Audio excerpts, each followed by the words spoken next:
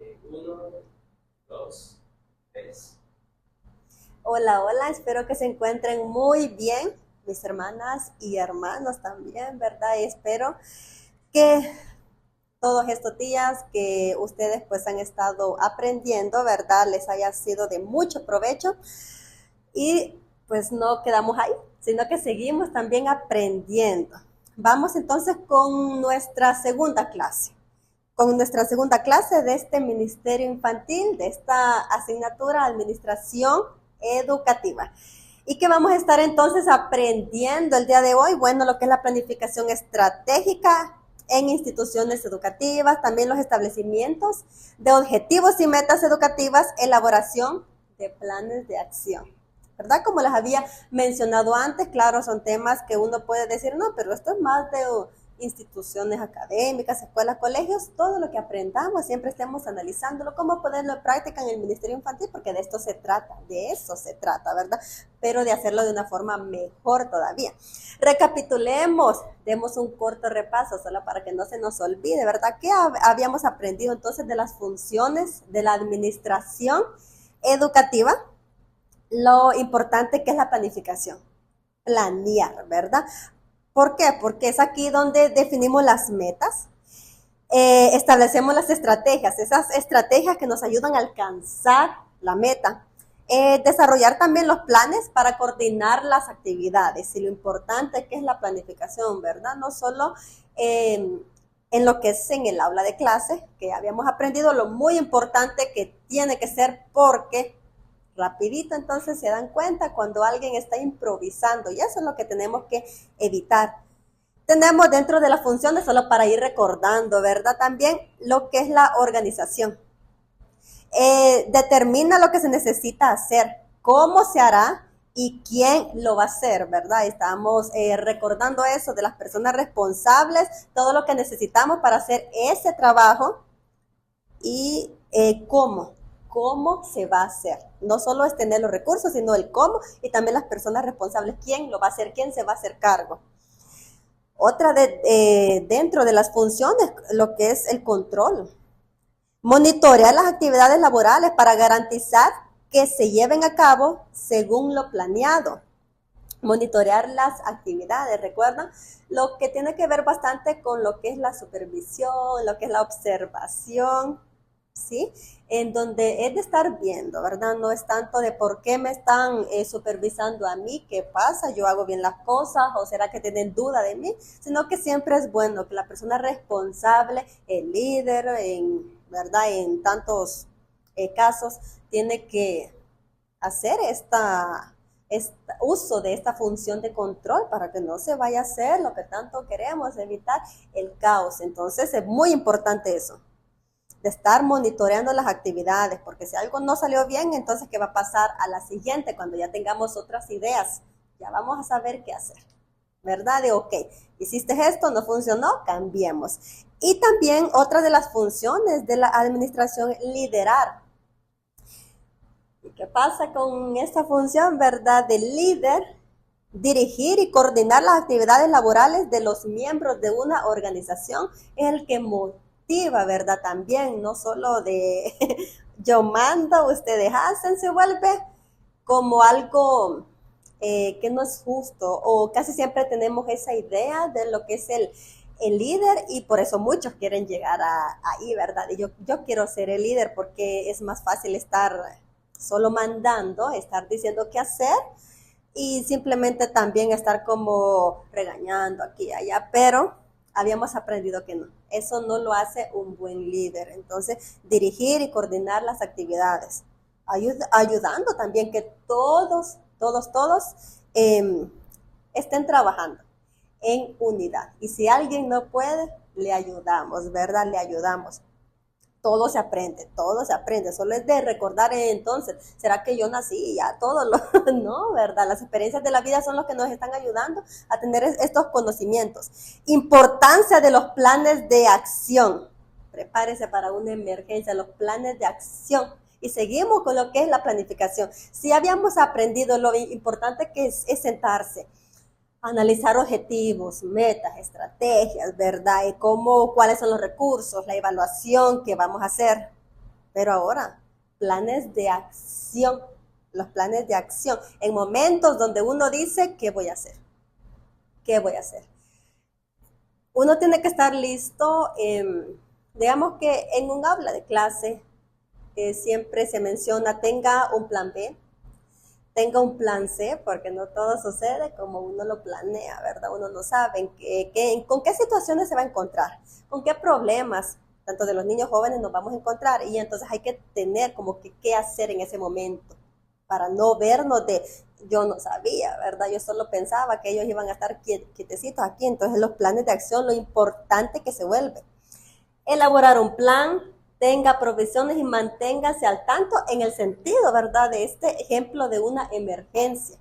Y sabemos que cuando ya se trata de ciertos, así como, ¿verdad?, de estas ciertas cambios de clima drásticos, ¿verdad?, donde ya crean estas situaciones que no son nada positivos, favorables, ¿verdad?, lo que son los huracanes, terremotos, tsunamis, todo eso, ¿verdad? Todo eso.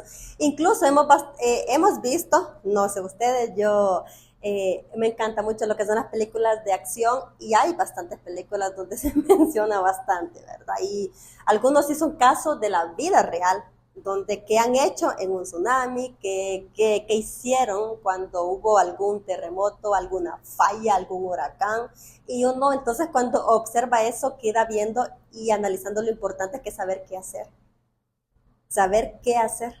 Y eso es lo que vamos a ir aprendiendo. ¿Qué hacer? Seguimos con la importancia de los planes de acción. Ok, tenemos aquí ciertos ejemplos, ¿verdad?, sobre qué hacer en sismos. Bueno, y lo mencionan bastante, tanto en la televisión, ¿verdad?, las autoridades responsables, pues, para estar informando sobre qué hacer para que la población no entre en el caos de todos corriendo a lo loco, sino que mencionar, conserve la calma, elimine la fuente de incendio, desconectar todo, ¿verdad?, porque se vuelve peligroso que vaya pues a explotar o generar fuego. Retírese de ventanas y objetos que puedan caer, no use elevadores, ubíquese en zonas de seguridad y localice la ruta de evacuación. Ejemplos en donde ya se sabe, ¿verdad?, ciertos protocolos que se enseñan incluso en las escuelas para que los niños también vayan aprendiendo y no salgan todos descontrolados. Tenemos aquí el otro que se menciona, el plan, ¿verdad? En la parte de arriba está el estudio de vulnerabilidades, estudio de recursos y estudio de amenazas. Todo esto parte del plan. Y después tenemos con lo que es la mitigación, preparación, alerta temprana, crisis de impacto, de apagar incendios. Como les dije, es un ejemplo de crisis así, ¿verdad? La rehabilitación, reconstrucción, prevención, y después continúa el ciclo. Entonces, es cierto, nos estamos preparando como para que, ¿será que ya se acerca un sismo? ¿Será que se acerca aquí, allá? Pero pensemos entonces en todas las alertas que nosotros tenemos que saber qué hacer para que cuando suceda, créanme que es muy importante, ¿verdad? En tantas instituciones, en tantas organizaciones tienen tantos protocolos y se vuelve, claro que se vuelve una ayuda grande, porque entonces ya no quedan así pensando qué voy a hacer, qué voy a hacer. Incluso después, a medida que pasa el tiempo, analizan las situaciones, ¿verdad? En el caso les voy a contar de las instituciones educativas, se menciona mucho, ¿verdad?, lo de ciertos protocolos sobre qué hacer, ¿verdad? Y en estos planes de acción, cuando algún niño tiene alguna herida grave, tuvo algún accidente, ¿verdad?, que ya no se trata tanto de que estuvo algún raspón, no, sino que ya se trata, ya sea que se quebró, se golpeó duro la cabeza, y entonces ya se va enseñando entonces, ¿verdad?, tanto a los docentes y todos los que trabajan en la institución qué hacer en esos casos, porque uno no solo puede decir, director, mire qué pasó esto, sino que la acción tiene que estar en el momento. Cuando la acción está en el momento, podemos prevenir grandes cosas. Hubo un caso, tal vez ustedes se dieron cuenta porque resonó bastante de lo que son las redes sociales, donde fue en México, si no me estoy equivocando, pero hubo un docente que siguió un protocolo, cierto plan de acción de la institución cuando un estudiante tuvo un accidente. La cuestión es que no resultó tan favorable.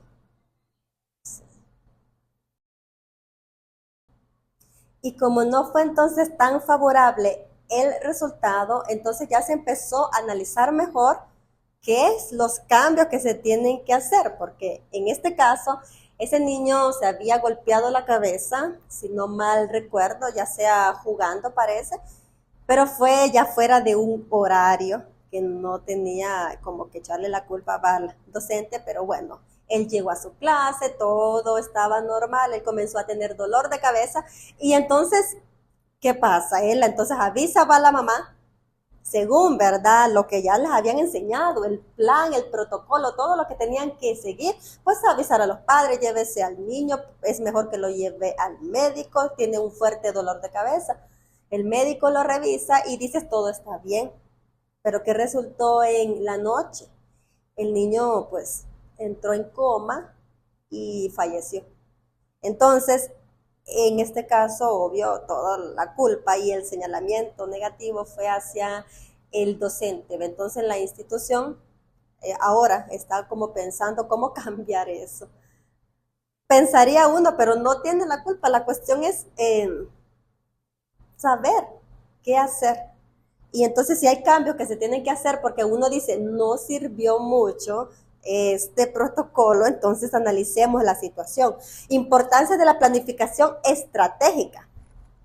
En muchas ocasiones la diferencia entre el éxito y el fracaso depende de la estrategia implementada. Podemos estar bien seguros, no, esto es fácil, yo lo puedo lograr, y después resulta que no, ¿verdad? Y es ahí donde hay que analizar y ser honestos para poder entonces admitir, ok, es que la estrategia que implementé, la verdad que no fue del todo buena. Entonces, ¿verdad? En este sentido, la planeación estratégica se convierte en una herramienta organizacional de mucha importancia, ¿verdad? De mucha importancia las estrategias que nosotros estamos implementando, claro que sí. Hay una gran diferencia para poder llegar a uno de estos puntos. Y obviamente no queremos el fracaso, ¿verdad? No queremos llegar pues a ese punto donde se diga, pues me fue mal, me equivoqué aquí, allá, sino que queremos el éxito, queremos llegar donde uno dice, lo logré.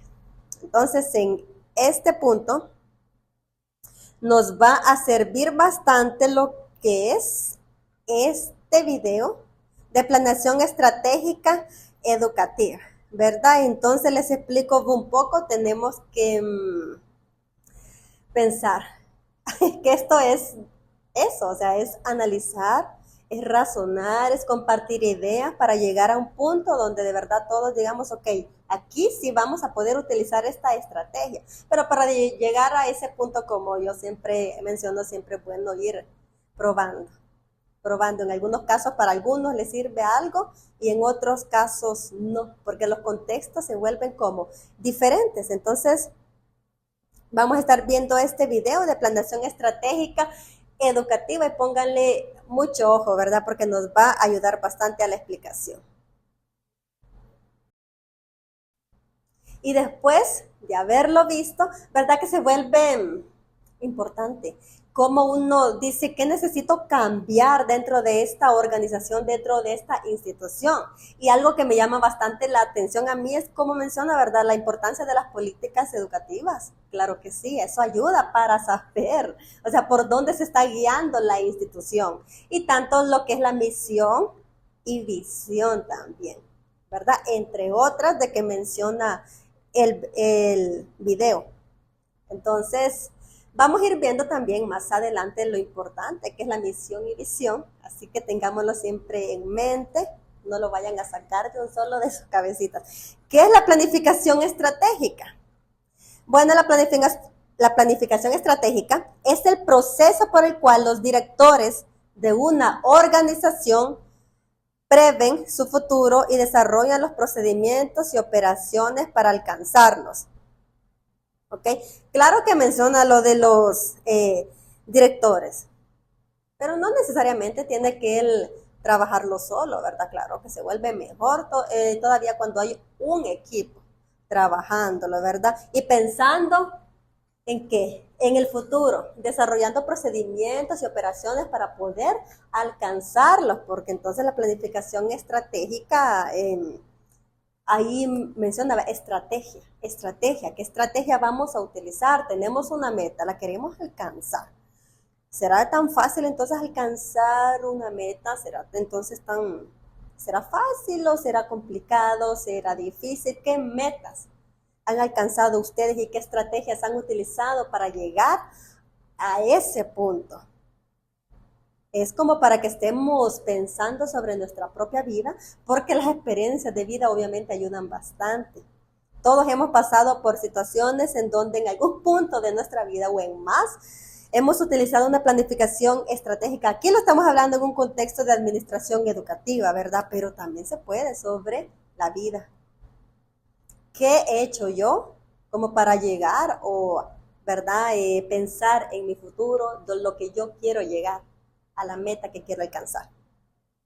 Bien, tenemos aquí a Peter Drucker que nos menciona estos dos pensamientos muy interesantes. Se puede decir que no hay países subdesarrollados, sino mal gestionados, para que lo estemos analizando, ¿verdad? Y es ahí la pregunta, entonces, ¿quién será el culpable? ¿Cuál es la situación? ¿Será solo uno el culpable? ¿Será uno el responsable? ¿O será todo, no sé, ahí podemos pensar de un solo el presidente, pero hay que pensar un poquito más. Nadie debería ser nombrado para una posición directiva si su visión se afecta sobre las debilidades en vez de sobre las fortalezas de las personas.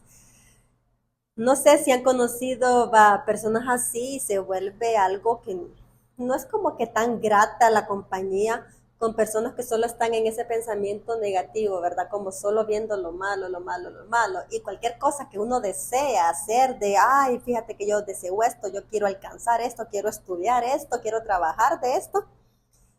Y como que solo nos están viendo lo malo. A veces pueden ser nuestros amigos o familiares o personas del trabajo y uno ya se siente como incómodo, ¿verdad? Porque uno dice, no, yo conozco, sí, cuáles son las debilidades que tengo, pero si te estoy bien como emocionado y motivado para poder trabajar en algo y alcanzarlo, entonces obviamente sale mejor rodearse de personas que lo estén motivando, mencionándole que las fortalezas de las personas. Y es aquí lo importante en la planificación estratégica. Podemos decir, ¿qué podemos hacer en este caso? No sé, que los niños estén peleando bastante, ¿verdad? Un ejemplo. Y entonces ya en vez de estar como que dando más ideas de, ok, hay que enseñar más sobre el amor, sobre el compañerismo, hay que hacer ciertas actividades y juegos que tengan que ver, pues para que ellos se lleven mejor, amistad, aquí y allá. Pero que salga alguien entonces diciendo, no, es que estos niños no saben nada, es que ellos no aprenden en casa, no les enseñan. Y puede que ciertas cosas uno diga, tiene razón, pero enfocarse en todas las negatividades ahí donde uno dice, no va a funcionar entonces el plan porque nos estamos enfocando mucho en la negatividad. Entonces es mejor ir como apartando, ya sea esas ideas que se nos pueden venir a nosotros, o si las escuchamos en otras personas es como de hacerlos a un lado, porque queremos llegar a una meta y la meta no se va a llegar solo estar viéndole lo negativo. Esa barrera que solo esté ahí diciendo, es que no se puede, es que no se puede. Según Peter Drucker, es el proceso continuo, la planificación, ¿verdad? Estratégica. Es el proceso continuo que consiste en adoptar decisiones, asuntos de riesgo, empresariales sistemáticamente y con el mayor conocimiento posible de su carácter futuro. necesitamos saber, ¿verdad? Tampoco es que nos vamos a lanzar de un solo, sino que el conocimiento, claro, es ahí donde uno dice, yo ya conozco esta situación, he aprendido de esto, me he informado de esto y es lo que me va a ayudar para pensar en cómo yo, ¿verdad? En el futuro, para llegar a esa meta. En organizar sistemáticamente los esfuerzos necesarios para ejecutar estas decisiones y en medir los resultados de estas decisiones comparándolos con las expectativas mediante la retroacción sistemática organizada. Ok, entonces vamos con los elementos de la planificación estratégica. Bueno, son tres, aunque solo miren ahí el número uno. Misión. Define la razón de ser de la institución y vieran que de verdad necesitamos saber cuál es la misión antes de poder llegar a avanzar en un trabajo, en hacer ciertas acciones. Lo importante que se requiere es saber cuál es nuestra misión. Y entonces como punto número 2 está la visión. Proyecta hacia dónde quiere llegar la institución en el futuro. Miren que de verdad no podemos empezar un plan estratégico sin estos puntos claves. Primero, saber la misión. Y entonces si lo ponemos así, ¿verdad? En el Ministerio Infantil, en este contexto, en este trabajo, porque se vuelve también un trabajo, claro que sí. ¿Cuál es la misión entonces? ¿Cuál es la misión? Y puede que algunos o algunas estén pensando, no, es que la misión del Ministerio Infantil es enseñar la palabra de Dios y no se puede negar. Pero la pregunta es, ¿solo es ahí o hay algo más? Como para que tengamos más claro la misión. Y solo se los dejo así como para que vayan analizando, ¿verdad? Y usted dice, no, es que solo es enseñar o habrá algo más. Pensémoslo, porque también es bueno tener una misión, reunirse con todos y decir cuál es nuestra misión para hacer la planificación estratégica, porque si no, y la visión, hacia dónde queremos llegar. ¿Será que solo queremos que ellos conozcan? ¿Solo queremos que tengan conocimiento, que se aprendan ciertos versículos hasta ahí? ¿Cuál es la visión? O sea, ¿dónde se quiere llegar al futuro? Se vuelve muy interesante cuando de verdad ya comenzamos a trabajar con un plan estratégico de misión, visión, porque ahí entonces ya le entramos como que con un poco más de responsabilidad, un poco más también de emoción, claro que sí. Y los valores, principios que guían el comportamiento y la toma de decisiones. Entonces la misma pregunta siempre para el Ministerio Infantil, ¿cuáles son los valores? En cada congregación obviamente son diferentes, entonces ahí usted dice, bueno, estos valores, en estos vamos a trabajar, y puede que otra escoja otros, o puede que en ambos lleguen a ser casi los mismos, pero los valores también de la institución ayudan a saber cuál es el eje por el que nos estamos guiando. Y aquí tenemos entonces un ejemplo, este es un colegio bilingüe, Vista Hermosa, es una institución de Panamá. Y entonces dice la misión de esta institución, ¿verdad? Ser el centro educativo más eficiente y eficaz en la transformación de seres humanos multiculturales. Eso es lo que ellos son, ¿verdad? El centro educativo más eficiente. Lo que quieren ser, perdón, visión. Ahora vamos con la misión. La formación de los estudiantes con una visión crítica que motive su educación a la orientación y búsqueda constante del conocimiento. Eso es entonces lo que ellos son, lo que quieren llegar a ser. Objetivos de la institución también, ¿verdad?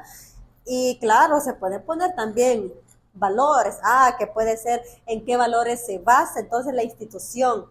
¿Cuáles son los que de verdad más recalcan? Porque no podemos decir solo con estos y los demás no importan, sino que lo que más recalcan y en lo que más se basan. Y entonces la institución puede decir, es un ejemplo, ¿verdad? Respeto, solidaridad, honestidad, y pueden ser más y más y más. Entonces, veamos los objetivos de esta institución. Aprender a amar a Dios sobre todas las cosas. Interesante, ¿verdad? Desarrollar y crear conciencia de responsabilidad de sus actos, crear conciencia. Miren los objetivos que ellos están trabajando. Desarrollar una vida educativa y comunitaria con la participación de estudiantes, los padres de familia, docentes, administrativos y directivos. Todo el personal, ¿verdad? Y no solo menciono personal como dentro de este centro educativo, sino que también los padres de familia. Una vida educativa y comunitaria con la participación. Y cuando todos participan, ¿qué pasa? Claro que se vuelve mejor, ya es menos la carga. Entonces ya los docentes dicen, vamos a hacer esta actividad. ¿Por qué razón? Por esto y esto y esto. Vienen los padres, quedan, ¿sabe qué? Me gusta, porque quiero que mi niño aprenda eso. Entonces ya se involucran más, pero no solo ellos, no solo los estudiantes y docentes, sino que los de administración y los directivos, ¿verdad? Todos. Qué bonito, la verdad, este objetivo. Y buscar la excelencia educativa, tanto académica como espiritualmente. Entonces, en este ejemplo, este instituto, pues, es de educación religiosa y claro que entonces ya tiene en qué se está basando, ¿verdad? La misión, visión, objetivos, valores, todo eso. Y se vuelve muy importante poder crearlo. Y usted puede pensar, pero es que no somos en sí como una escuela, pero se vuelve interesante que nos sentemos, analicemos entre todos, no solo uno, pero si lo quiere hacer solo uno, solo como para ir poniéndolo en práctica, qué bueno, excelente. No se lo digo como una tarea que voy a estar revisando, sino que como algo que podemos hacer como práctica, porque vamos a ver, analizar muchas cosas interesantes que uno va a quedar. Pues sí, la verdad que sirve bastante guiarnos por una misión y visión, valores, ¿sí? Y en nuestra vida también personal, o sea, nosotros podemos decir, sí, yo tengo mi misión y mi visión en esta vida, y podemos decir también con toda seguridad, no, es que yo obviamente yo me baso en lo que dice la Biblia, perfecto. Entonces ahí es en donde nos vamos a ir, como centrando más también. Elementos claves de la planificación estratégica. Ok, seguimos con el número 4. Este es el número 4, ya vimos estos 3.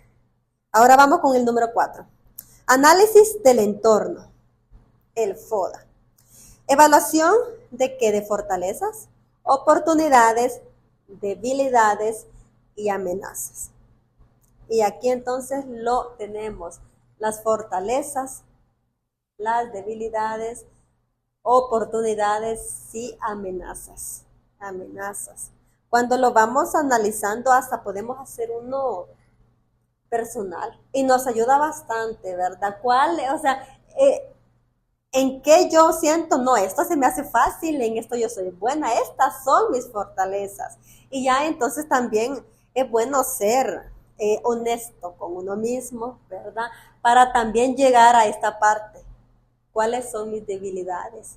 Pero no solo para hacer una lista y después uno quedar triste, que no puedo hacer esto, lo otro, porque me sirve también para saber en qué voy a trabajar, en qué voy a mejorar, en qué voy a dedicar mi tiempo para salir de esta situación, porque no es que se va a quedar ahí y listo.